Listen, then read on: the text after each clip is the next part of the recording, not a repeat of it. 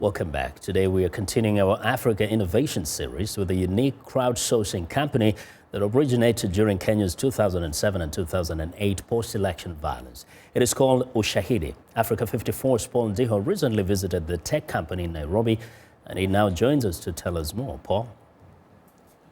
Indeed, Vincent, Ushahidi is a unique company that is having an impact all over the world, and it may also help African citizens protect their votes. Ushahidi's crisis mapping software was first used in early 2008 to track down violent outbreaks related to the disputed Kenyan election of 2007. And it's been used since to coordinate everything from disaster relief, following earthquakes, elections in Nigeria to snow cleanup in New York City. Now, 6-7 years later, Ushahidi, there are over 90,000 deployments around the world. It's used in over 150 different countries, been translated into over 50 different languages. We talk about 6.5 million people with direct impact, and indirect impact over 17 million people. So we truly are a global technology company, but made in Africa. Citizens may use any mobile device to send information to a volunteer technical team responsible for mapping data.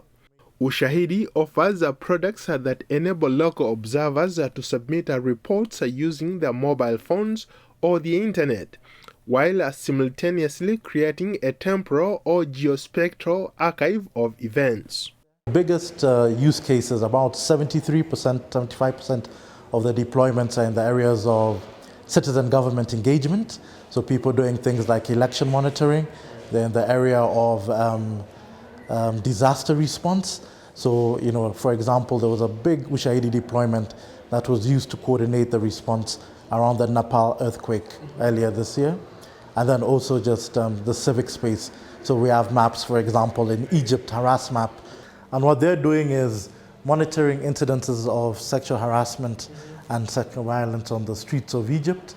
Ushahidi's executive director, Daudi Wari, says the Kenyan technology company continues to do very well in a market that is highly competitive, simply because their technology is having an impact in the world. For example, their software was used to monitor the elections in Nigeria.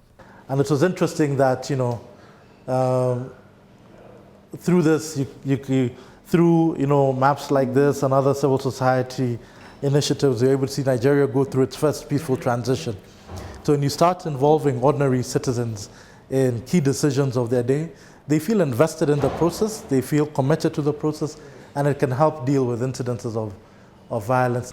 Since 2008, the Ushahidi platform has grown to be a world-class open source tool for human rights activism, crisis response, and civilian empowerment. We've done work for even high-level political campaigns, such as the Barack Obama presidential election campaign. So the software itself is pretty secure and pretty strong, and we're very proud of that. So people come here because they're passionate about their communities, they want to have a positive impact, and they want to do meaningful stuff in an innovative space that allows them to move and develop quickly. Analysts say advances in technology and crowdsourced data only help in dealing with a crisis. Daudi Were says the most important facets remain to have a community, both local and international, to identify and respond to a crisis, and then having the commitment to help those affected. What amazing there.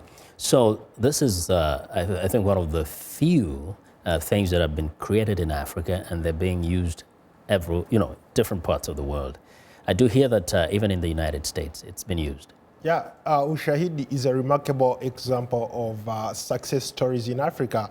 This is a crowdsourcing software that has originated in Kenya, that has been used all over the world. Most recently, they actually deployed it in Nigeria to monitor the elections. What a remarkable thing to come out of That's Kenya. amazing. Now, my question is, do they, those pieces of information go back to Kenya? They're relayed back to Kenya from whatever country that, the information is coming from? No, what they do, they provide the platform. Yeah. So it depends. Let's say if it's in Nigeria or in Uganda, the local people in Uganda will use the software, Okay. and the Nairobi acts as a hub Yeah. that receives all the information. Okay. And then they put it in the system. What's their projection? In which other areas will it possibly be used? Well, they've done very, very well in areas of crisis management, especially, let's say there's an earthquake, there is a tornado, snow cleaning in New York here. They recently used the crowd software. They've used it in other places, especially in elections. They are talking about going to Uganda in the coming elections in February. It's going to be one of the things that they're going to deploy in Uganda. So very quickly, this is an app that you can download on your smartphone? It's both an app and you can use it on your phone, on your computer. Yeah, So it's on multimedia platforms. Okay, great.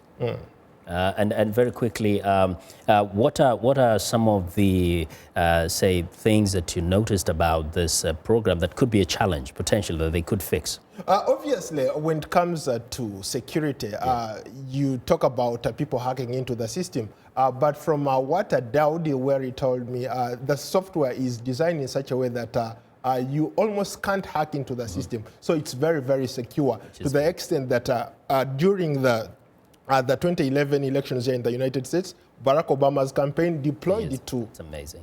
Yeah. Thanks a lot, Paul. Excellent reporting there. And we do look forward to more of your original reports from